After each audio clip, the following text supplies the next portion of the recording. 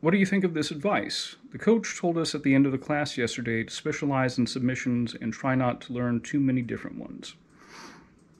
All right, again, that's from, my buddy that trains Brazilian Jiu-Jitsu. With the practical side of all martial arts, you can't be equally good at everything, especially something that gets as in-depth and complicated as, well, I'd say any form of grappling, really. You can even see this in striking styles.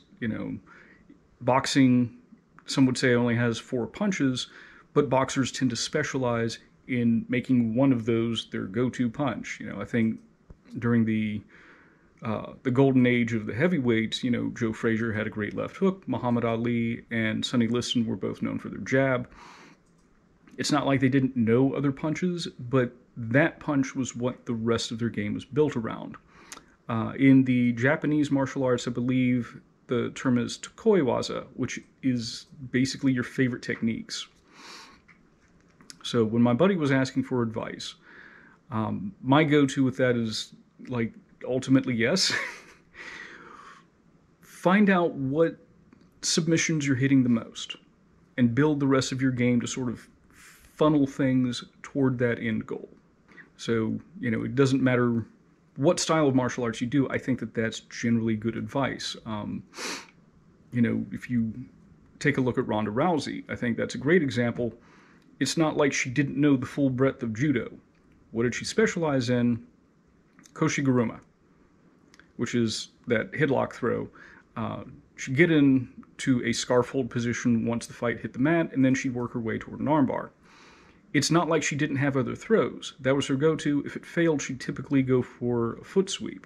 The lesson here is that figure out what your end goal is. What is your go-to move?